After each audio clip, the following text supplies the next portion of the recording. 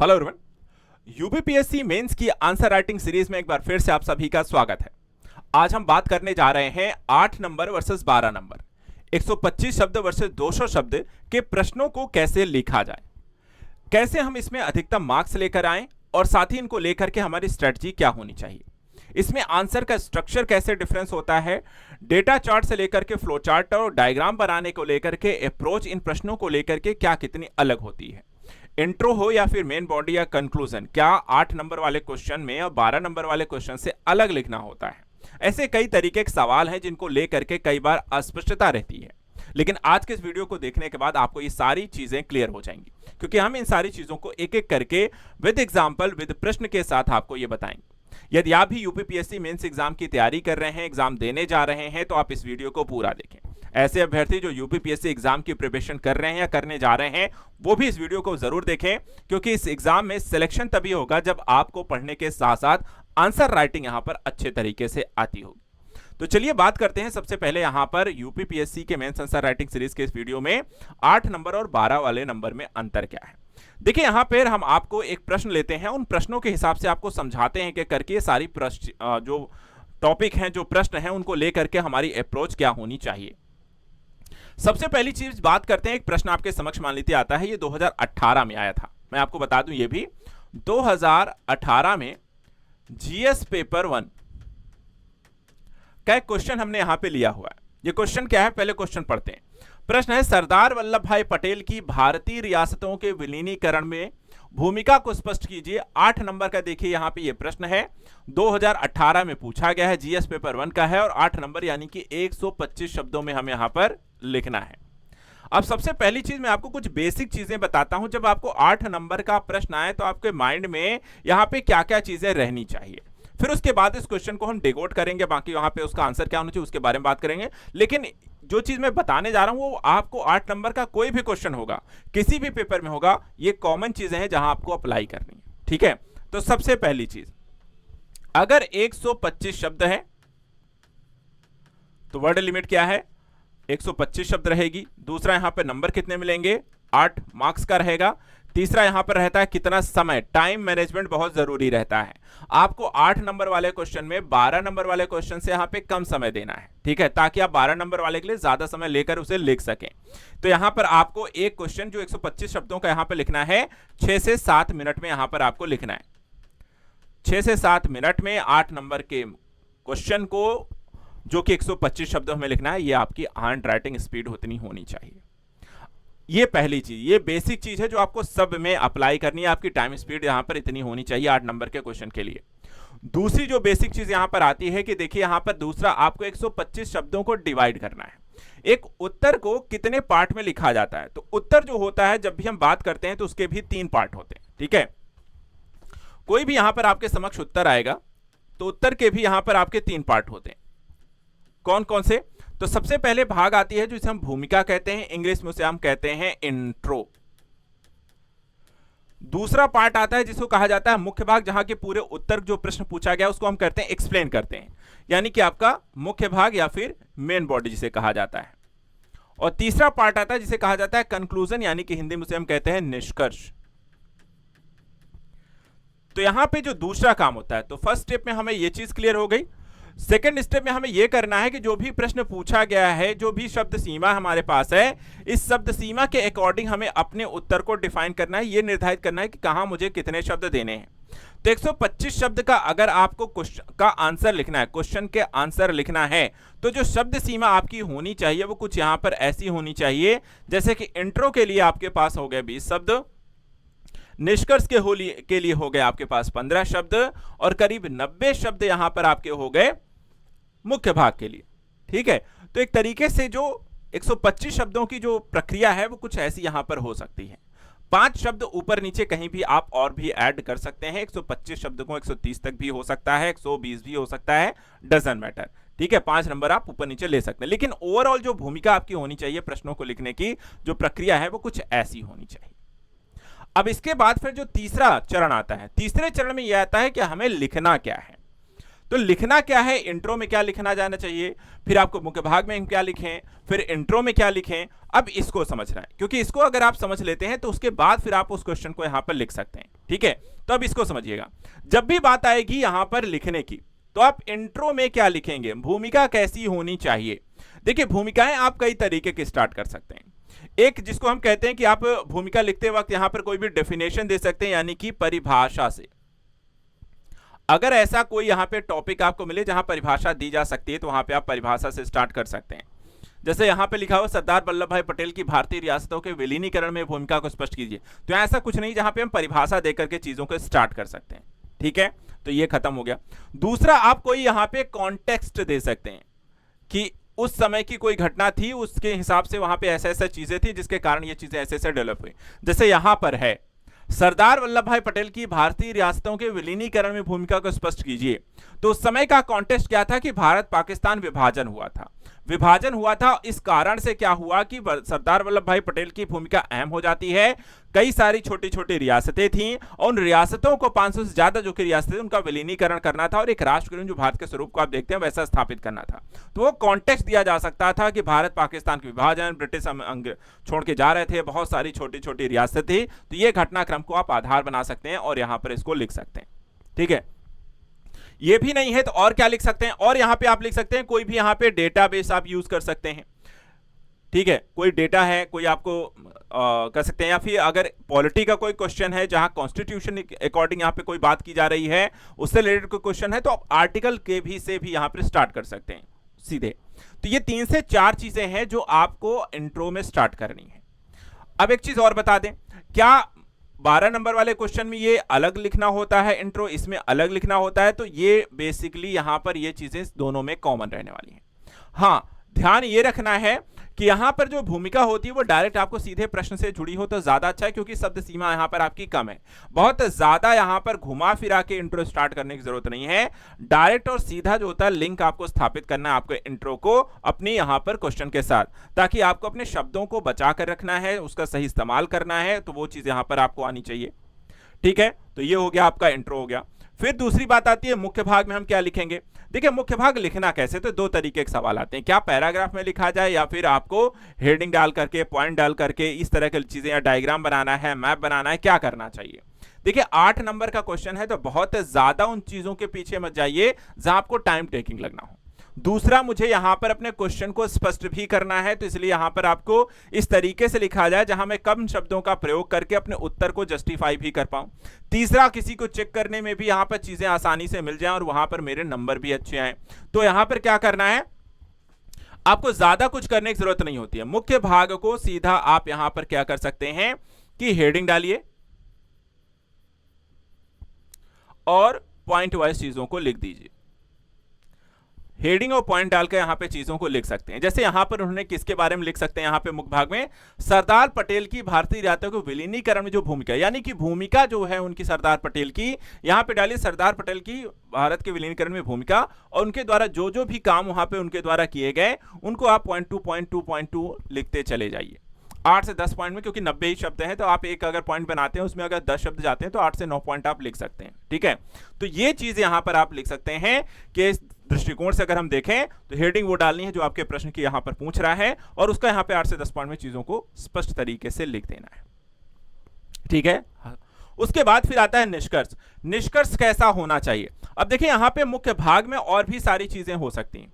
Heading के साथ साथ सब हेडिंग्स हो सकती हैं, फ्लो चार्ट हो सकता है, डायग्राम हो सकता है, मैपिंग हो सकती है, लेकिन 8 नंबर वाले क्वेश्चन में ये कोशिश करनी है कि कम हेडिंग हो, टू द पॉइंट ज्यादा हो और सीधे क्वेश्चन से रिलेट करता हो, क्योंकि मेरे पास बहुत ज्यादा कुछ करने की जरूरत नहीं है। फ्लो चार्ट भी आप यूज कर सकते हैं, क्योंकि फ्लो चार्ट में जैसे कि यहाँ पे सरदार पटेल हो गए, उनके यहाँ पे द्वारा क्याम हो गए, फिर उन्होंने यहाँ पे आपको कुछ समझौते किए, कुछ पे सैन्य कार्यवाही की, कौन कौन से यहाँ पे उसके एग्जाम्पल हो गए, और यहाँ पे इसके माध्यम से भारत का एकीकरण हुआ। ऐसे आप फ्लो चार्ट बना करके भी लिख सकते हैं, जहां पर आपको एरो टाइप से चीजें बनाते हुए जल्दी जल्दी आपने 8 से 10 पॉइंट में से लिख दिया, तो चीजें स्पष्ट हो गई कि हाँ, इसके बाद ये हुआ, इसके बाद ये हुआ, इसके बाद ये हुआ, इसके बाद ये हुआ। तो फ्लो चार्ट का भी आप यहाँ पे यूज कर सकते हैं।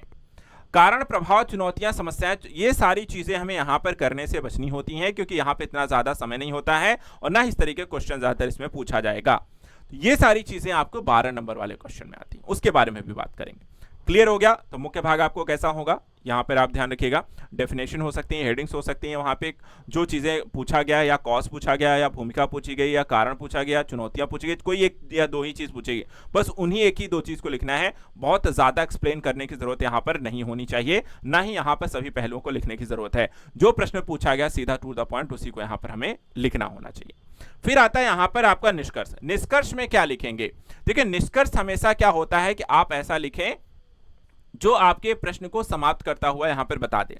जैसे कि यहां पर आप लिख सकते हैं आगे की दिशा कैसी होगी, या कोई ऐसा है जहां पे गवर्नमेंट स्कीम के बारे में बात की गई है, या किसी अच्छी चीज या सरकार की कोई योजनागत पहलुओं के बारे में बात की गई है, तो वहां पे आप गवर्नमेंट की कोई योजनाओं के माध्यम से इस उपलब्धि को हासिल किया जा रहा है, ऐसी चीजें आप लिख सकते हैं।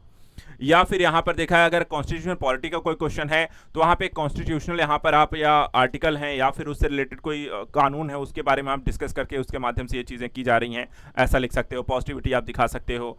भविष्य में सुझावगत प्रक्रियाएं या फिर सरकार के द्वारा कोई काम किया गया, कॉन्स्टिट्यूशनल चीजें हैं, डायग्राम, इस तरह की चीजें आपको भविष्य उन्मुख चीजें हैं, तो ऐसा या सुझावात्मक चीजों को डाल करके आप चीजें लिख सकते हैं।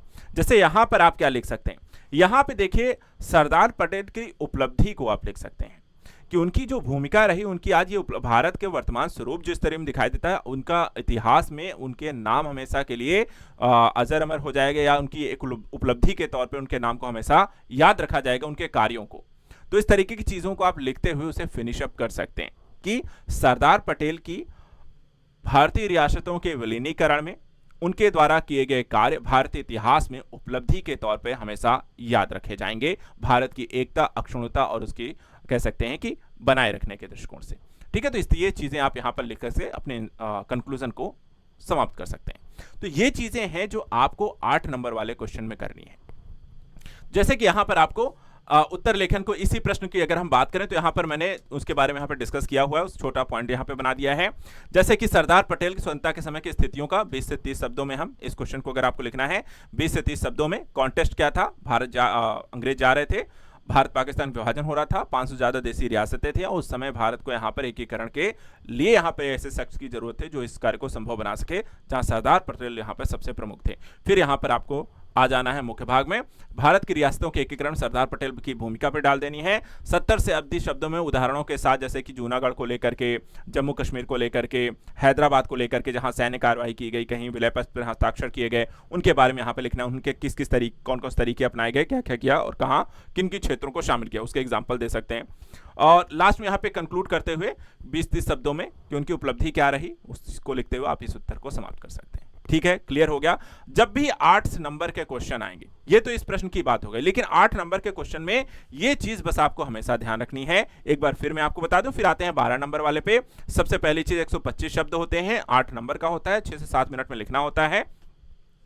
भूमिका हमेशा 20 से 30 शब्द 20 शब्द दे सकते हैं। उसके बाद मुख्य भाग को 90 शब्द और यहाँ पे निष्कर्ष 10 शब्दों में होगा। उसके बाद अगर हम देखें, इंट्रो हमेशा क्या होना चाहिए, आपको सीधे सब प्रश्न से जुड़ा होना चाहिए। दूसरी चीज यहाँ पर आपको देखा जाए तो डेफिनेशन हो गया, कॉन्टेस्ट हो गया, आर्टिकल के एग्जाम्पल से स्टार्ट कर सकते हैं। तीसरा यहाँ पर जो मुख्य भाग हो गया, मुख्य भाग में हमेशा जो क्वेश्चन पूछा गया है, कॉज, इफेक्ट, प्रभाव, जो भी चीज पूछी गई है उसका हेडिंग डालिए, पॉइंट टू पॉइंट चीजों को ही लिख सकते हैं। उसके बाद लास्ट में यहाँ उपलब्धि, आगे की दिशा, गवर्नमेंट स्कीम या कॉन्स्टिट्यूशनल बेस में आप इसे फिनिश भी कर सकते हैं। पॉजिटिव मोड में, पॉजिटिव टोन में हमेशा ध्यान रखिए, निष्कर्ष लिखना है। इसी तरीके से अब 12 नंबर वाला अगर आपके सामने प्रश्न आ जाए तो 12 नंबर वाले प्रश्न में क्या क्या चीजें रहती हैं उसके बारे में बात कर लेते हैं। सबसे पहली चीज देखिए, 12 नंबर वाला जो यहां पे प्रश्न है, 12 नंबर वाले प्रश्न, पहली चीज तो ये आपको 200 शब्द का होगा और इस प्रश्न को लिखने के लिए आपके पास जो समय होगा वो 9 से 10 मिनट का होगा। 9 से 10 मिनट में आपको इसे लिखना है। दूसरी चीज यहां पे इस क्वेश्चन का जो आंसर स्ट्रक्चर होगा,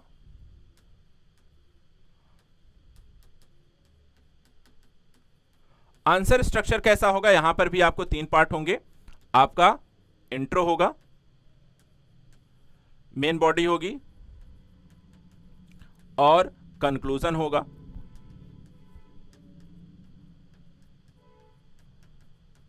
कितने शब्द में लिखने हैं, देखिए जब भी इंट्रो लिखना है तो यहां पर आपके शब्द सीमा हमने क्या कहा कि भाई 200 शब्द हैं आपके पास। 200 शब्दों प्रश्न के लिए हमें इंट्रो, मेन बॉडी और कंक्लूजन को यहां पर हम कैसे कैसे और कितना कितना समय दे सकते हैं।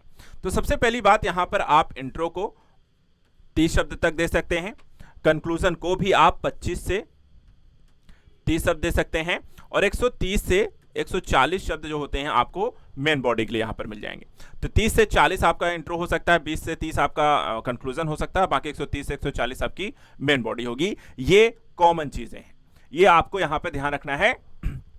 डिफरेंसेस एक तो शब्द सीमा को लेकर के हैं, प्रश्नों को लेकर के हैं, अंकों को लेकर के है, समय सीमा को लेकर के है, और आंसर स्ट्रक्चर में भी यहां पर देखा जाए 8 नंबर और 12 नंबर वाले क्वेश्चन में डिफरेंसेस आते हैं। फिर लिखने का जो तरीका होता है उसमें भी अंतर यहां पर दोनों ही तरीके के प्रश्नों में है।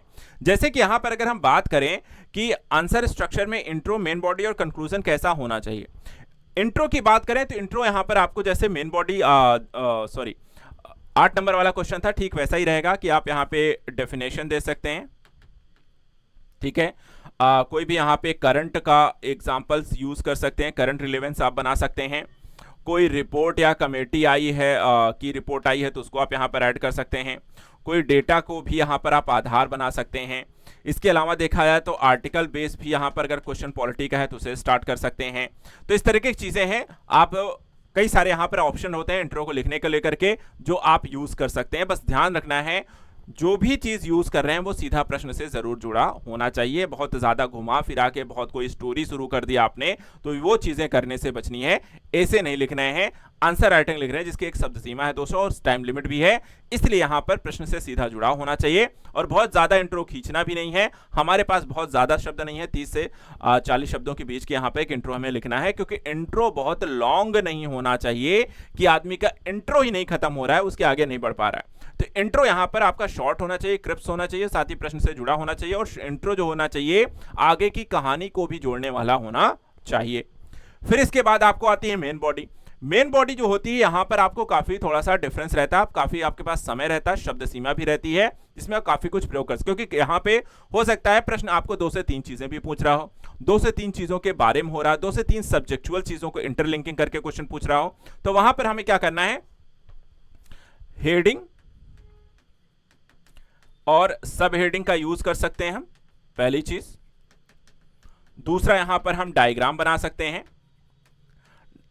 3D इफेक्ट यूज कर सकते हैं। 3D इफेक्ट का मतलब यहां पर हो गया कि कोई कारण, प्रभाव, चुनौतियां जैसे संदर्भ आपको तीनों चीजों को यहां पर है, क्यों कारण है, उसका प्रभाव क्या पड़ रहा है, उसको हम निवारण को लेकर के क्या कर सकते हैं, चुनौतियां जैसे प्रोस्पेक्टिव है तो उन चीजों को भी हम यहां पर कई सारे एंगल्स को हमें यहां लिखना होता है। 3D प्रोस्पेक्टिव से हम यहां पर डायग्राम को बनाना है, उसे लिख सकते हैं, उसके बारे में यहां पर बता सकते हैं।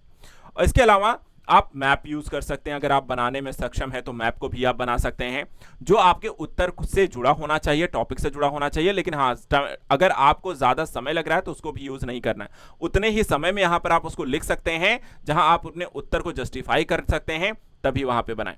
ये चीजें थोड़ा सा आंसर को अच्छा बनाती हैं। जब भी आप डायग्राम है, फ्लो चार्ट है और मैपिंग इत्यादि का यूज करते हैं तो इसका प्रभाव ये पड़ता है कि चीजें आसानी से समझ में आती हैं, और जो एग्जामिनर होता है उसके लिए भी चीजें आसान होती हैं और अच्छा नंबर, एक प्रभावकारी चीजें इसमें रहती हैं।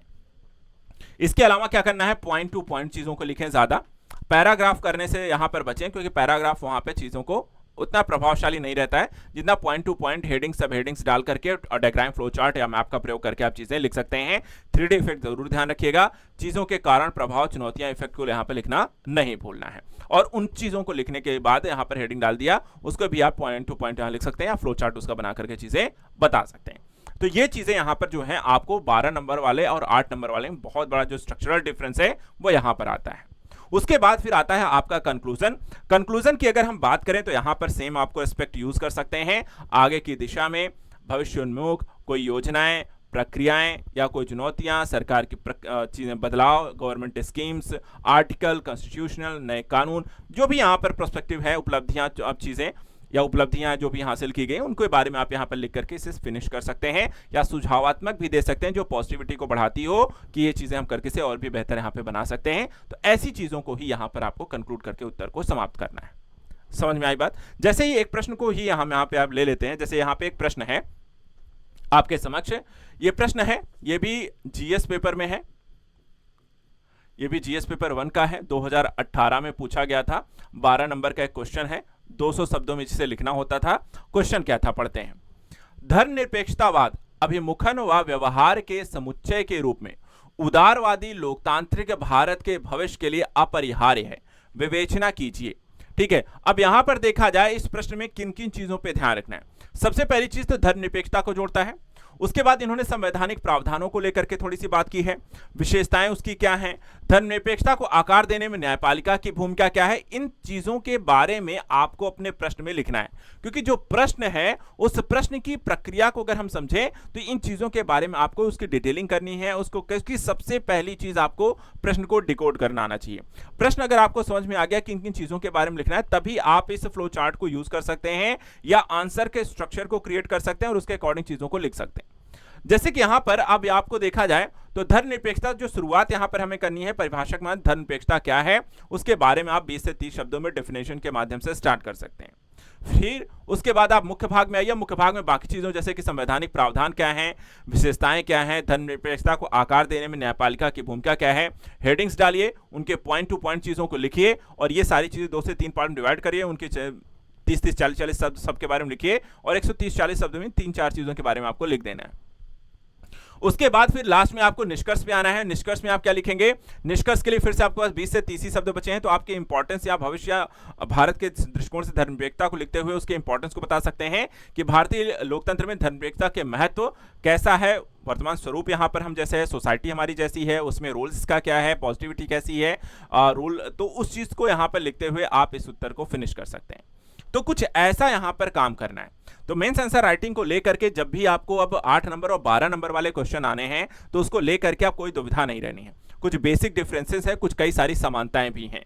अगर आप उनको सही तरीके से यूज करेंगे तो आप यहां पर अच्छा लिख पाएंगे। समय संयोजन का ध्यान रखना है और साथ ही साथ उत्तर को आकर्षक बनाने के लिए यहां पर अच्छा भी लिखना है, टू द पॉइंट लिखना है ताकि समय आपको ज्यादा ना जाए और साथ ही यहां पर प्रश्न से जुड़ा होना चाहिए। इन चीजों का ध्यान रखना है।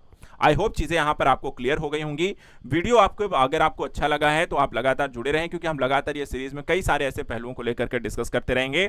आपको अभ्यास के लिए देखिए, अगर आपने आज कुछ सीखा है तो मैं आपको कुछ अभ्यास प्रश्न दे रहा हूं, 2018 के प्रश्न से ही है, जीएस पेपर से है, तो वहां पर ये क्वेश्चन है। जैसे कि क्वेश्चन आपको दे रहा हूं, महात्मा गांधी भारतीय राजनीति के मध्यम मार्गी दृष्टिकोण का प्रतिनिधित्व करते हैं, तर्कपूर्ण व्याख्या कीजिए। आधुनिक इतिहास का ये प्रश्न है, 8 नंबर का है, इसको 8 नंबर का 200 शब्दों में लिखना है।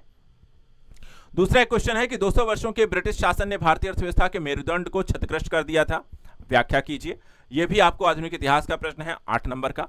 एक और क्वेश्चन, इतिहास का 1857 का विद्रोह भारतीय इतिहास में एक निर्णायक मोड़ था, विश्लेषण कीजिए। विश्व शांति स्थापना में बौद्ध साहित्य की भूमिका का वर्णन कीजिए और द्वितीय विश्व युद्ध को अवश्य संभावी बनाने में हिटलर की भूमिका का विवेचन कीजिए और ब्रिटेन की औद्योगिक क्रांति का भारत के आर्थिक जीवन पर पड़ने वाले प्रभावों का आलोचनात्मक व्याख्या। तो ये सभी यहाँ पर इतिहास से रिलेटेड प्रश्न हैं। आधुनिक इतिहास, आर्ट एंड कल्चर, विश्व इतिहास से जुड़े हुए प्रश्नों की ये है। तो इतिहास को लेकर के आपके सारी चीज़ों को अच्छे से स्टडी करिए, पढ़िए और 8 नंबर के क्वेश्चन है, 12 नंबर के क्वेश्चन है। इन 8 नंबर और 12 नंबर के क्वेश्चन को यहाँ पर जैसे मैंने आपको बताया है उस अकॉर्डिंग इनको लिखिए, उसके बाद सोचिए, उनका स्ट्रक्चर क्रिएट करिए और उसके बाद फिर इनको यहाँ पर लिखने का प्रयास कीजिए। चलिए मिलते हैं यहाँ पे नेक्स्ट वीडियो में, कुछ और ऐसे ही मेंस आंसर राइटिंग के टॉपिक पर डिस्कस करेंगे जहां आपको ज्यादा क्लैरिटी मिले और साथ ही आपकी आंसर राइटिंग इंप्रूव। आज के लिए इतना है। Thank you so much and good luck.